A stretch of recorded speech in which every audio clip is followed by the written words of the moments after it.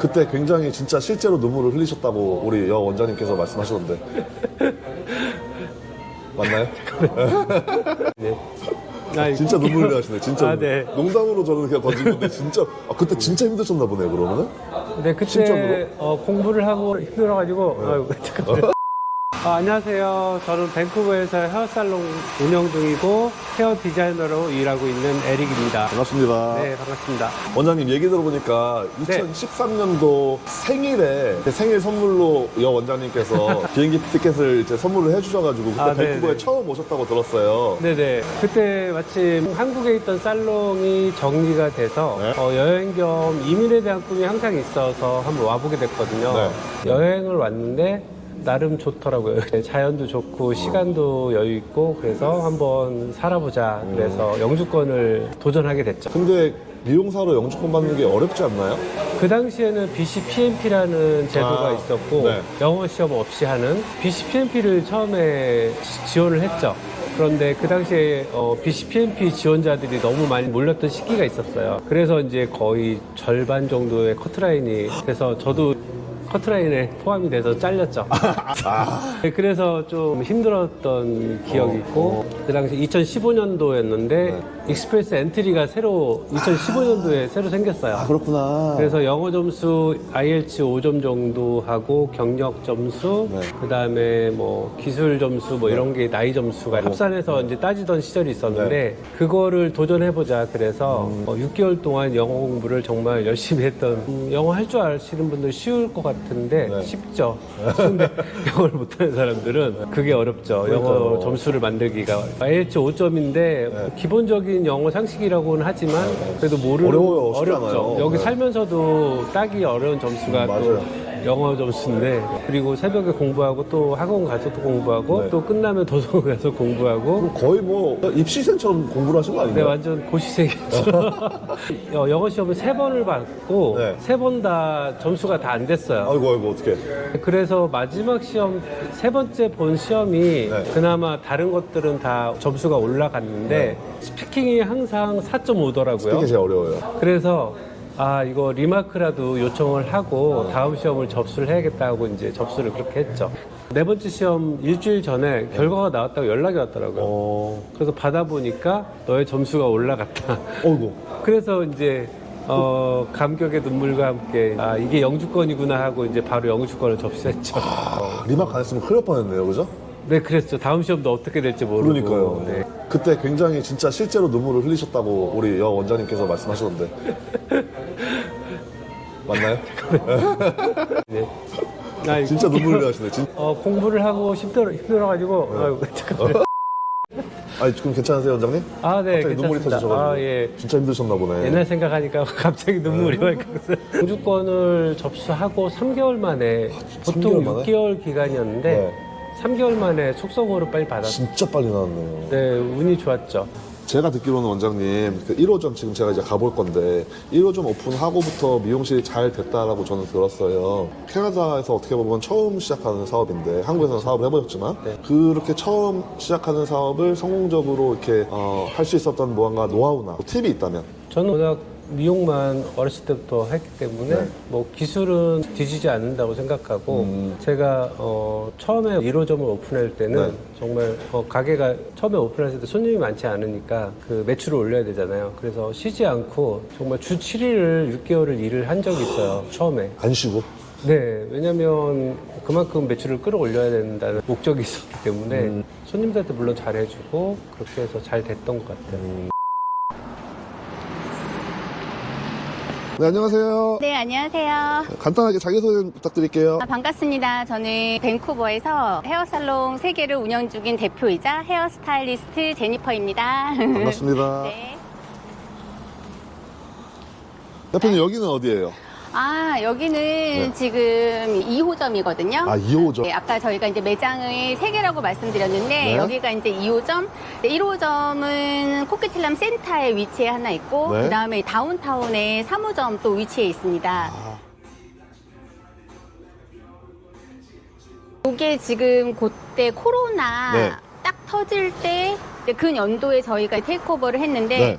그 당시에 아시잖아요. 거의 여기가 이제 셧다운이 되고 그러니까요. 이제 고객님들도 거의 매장 안에 어느 정도의 거리를 두기를 해야 되고 해서 그때 당시에 조금 처음에 오픈해서 힘들었는데 네. 그러면서 저희가 이제 남편하고 직원들하고 네. 이제 고객 한 분 한 분 하면서 그 시기를 잘 넘겼던 것 같아요. 그때 같이 일했던 직원들 분들도 참 많이 조금 힘들긴 했었어요. 자기 커미션 하시는 분들이 좀 커미션도 안 나올 때도 있었고 손님이 없으니까, 그죠? 네네. 그 시기에 모두 같이 잘 슬기롭게 넘겨서 지금의 청담이 됐던 것 같아요. 안녕하세요. 안녕하세요. 간단하게 자기소개 좀 부탁드릴게요. 밴쿠버 2년차 살고 있는 에나라고 합니다. 반갑습니다. 반갑습니다. 그럼 여기서 지금 일하신 지 2년 되신 거예요? 여기서는 1년 됐어요. 한국에 있을 때는 어떤 일 하셨는지 여쭤봐도 돼요? 한국에서도 미용 계속했고 아. 고등학생 때부터 고등학생 때부터? 그럼 한국에서도 미용사로 일을 해보시고 여기서도 미용사로 일을 해보신 거예요? 차이점이 혹시 있나요?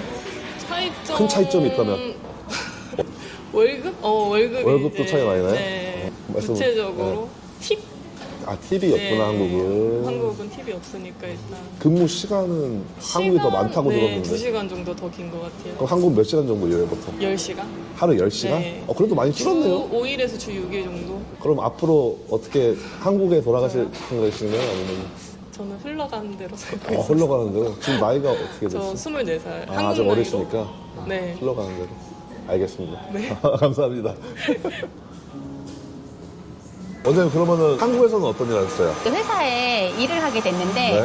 거기에서 우연찮게 이제 직장 동료 언니를 만나게 돼요. 네. 자기가 미용을 배우고 싶은데 도저히 용기가 나서 혼자 학원을 못 가겠다. 그래서 이제 저한테 같이 가자고 얘기를 해요. 저는 시험에 합격을 하고 그 언니는 시험에 떨어져요. 처음에 동네 자그마한 미용실에 취업을 하게 돼요. 그때만 해도 제가 배울 때만 해도 9시부터 9시 12시간 근무였어요. 하루 12시간씩 꼬박 서서 일을 하려니까 그렇죠. 체력적으로 너무 무리가 오는 거예요. 원장님이 막 바쁘시잖아요. 근데 워크인 손님이 오세요.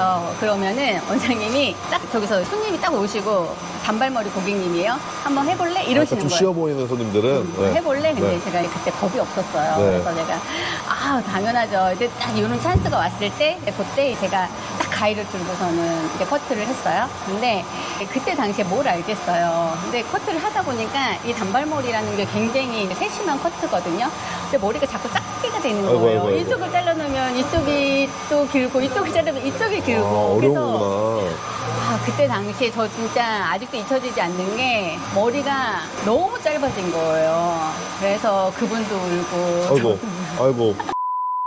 이 길은 내 길이 아닌가 보다. 너무 힘들고 체력적으로도 힘들고 그래서 거기 그만뒀어요. 그러면서 다시 회사에 복귀를 하게 됐죠. 회사 다니다 보니까 또 이게 슬금슬금 또 주위에서 막 얘기를 하는 거예요. 너 처음에 거기 취업 잘못한 거야. 그런데 가면 안 돼. 대형샵을 가야 돼. 그래서 네. 두 번째 대형샵을 가게 돼요. 네.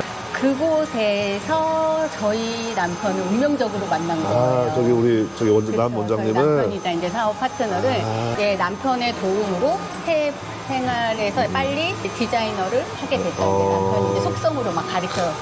사랑의 힘으로.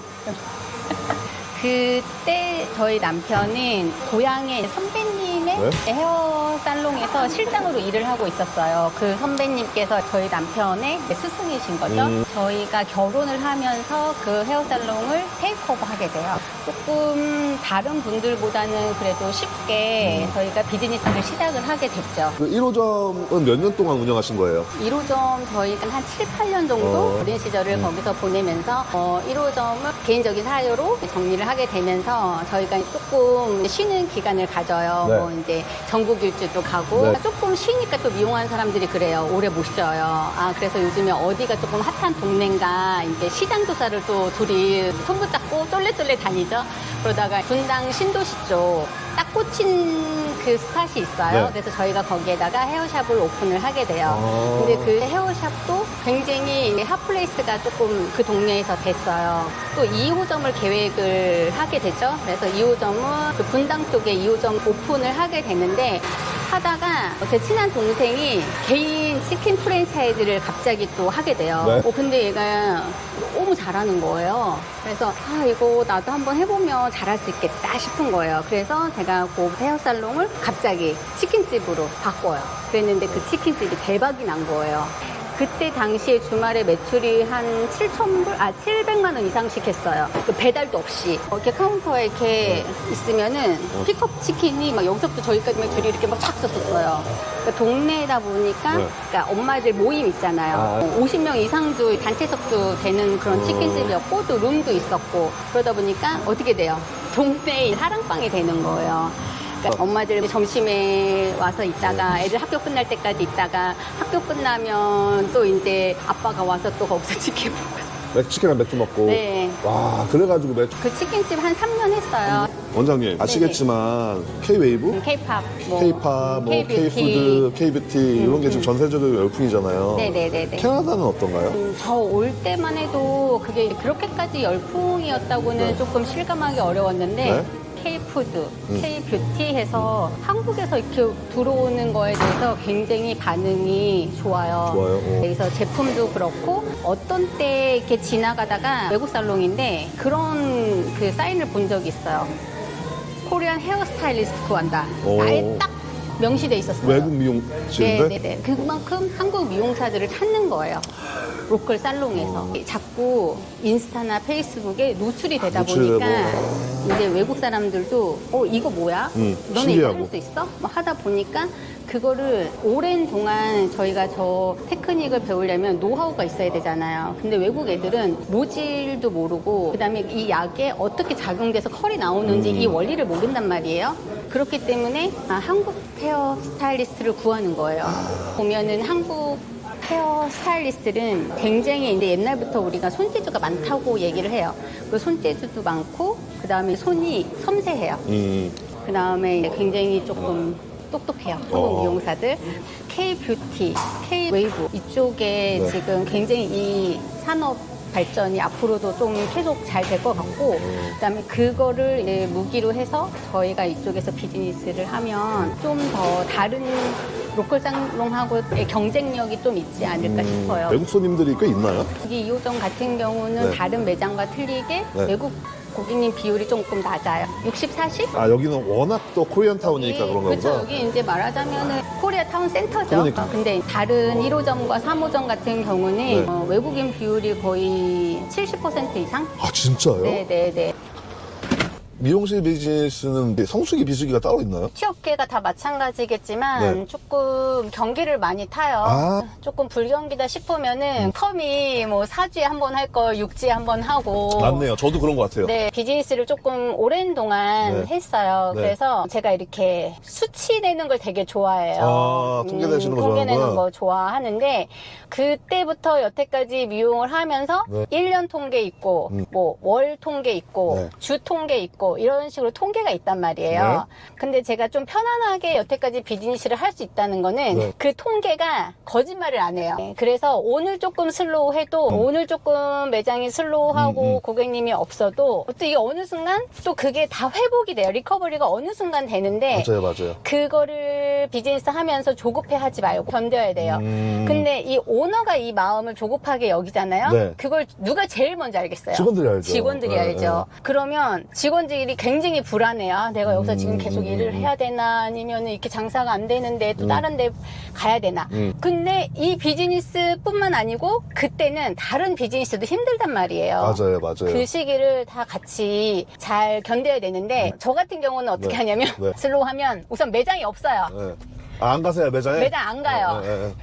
왜냐면 제가 지금 3개 매장을 다 네. 시스템화를 해놨잖아요. 네, 맞아요. 그래서 오늘 매장에 예약이 어느 정도 있고 누가 슬로우하고 오늘 예상 매출이 얼마라는 걸 다 나오거든요. 맞아요. 대충 안 해요. 그 슬로우한 날 직원들도 사실은 힘든데 거기에 오너까지 있으면 굉장히 눈치를 본단 맞아요, 말이에요. 맞아요. 그럴 때 저희는 매장에 안 가죠. 그것도 굉장히 슬기로운 진짜 보스시네요. 그렇게 해서 이제 직원들을 조금 편안하게 저는 해주려고 노력을 나름 해요. 지금 제가 이렇게 여러 가지 비즈니스를 많이 벌렸어요. 한국에서부터. 그러니까요. 이제 제가 호기심도 많고 하고 싶은 것도 많아서 네. 그 하고 싶은 것들을 누가 다 서포트를 했겠어요.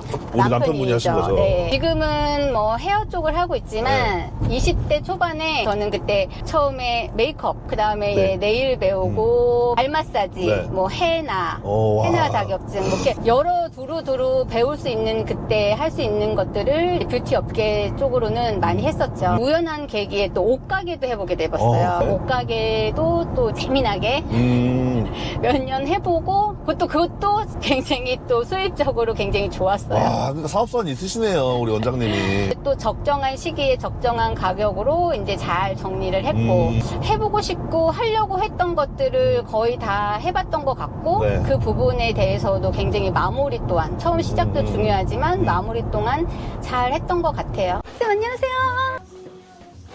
여기 그죠? 대망의 1호점이죠. 아, 여기가 지금 몇 년 된 거죠? 여기가 이제 만 7년, 8년 차 돼가고 있어요. 저희가 여기에 거의 제로인 상태로 시작을 하셨구나. 시작을 했죠.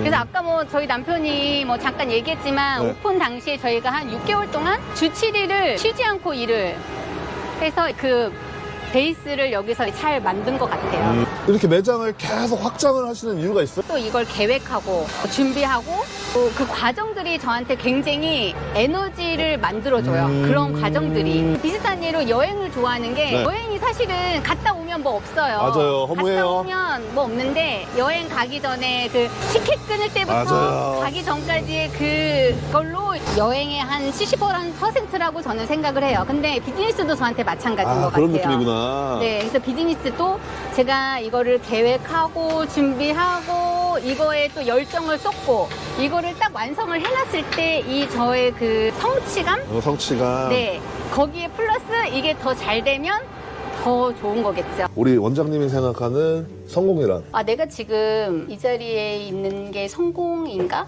하는 의문점도 들고, 뭐, 주위에서 그 정도면 성공했지. 이렇게 말씀하시는 분 많아요. 근데 그런 건 사실은 저한테 의미가 필요 없어요. 그 성공이라는 것은 내가 뭘 이루는 과정도 중요하고, 그 끝에 결과물이잖아요. 그래서, 내가 내 자신을 돌아봤을 때 만족감. 이게 곧 저한테 성공인 것 같아요. 그런 말 있잖아요. 후회는 있어도 실패는 없다. 저한테는 그런 거예요. 내가 눈을 감았을 때도 내 자신한테 할 수 없는 말이 실패예요. 내 삶을 누군가가 실패했다고 단정지어서 얘기할 수 있겠어요. 그렇죠. 네, 이 삶 자체가 실패는 없는 것 같아요. 저한테는 그래서 과정이 곧 저한테는 제 성공인 거예요. 감사 인사를 드리고 싶은 저를 이제 주위에서 응원해 주시는 모든 분들, 그리고 이렇게 또 저를 멀리서 한국에서도 응원해 주시는 저희 가족들, 그리고 또 옆에서 저를 항상 묵묵히 서포트해 주는 저희 남편 모두 화이팅! 감사합니다.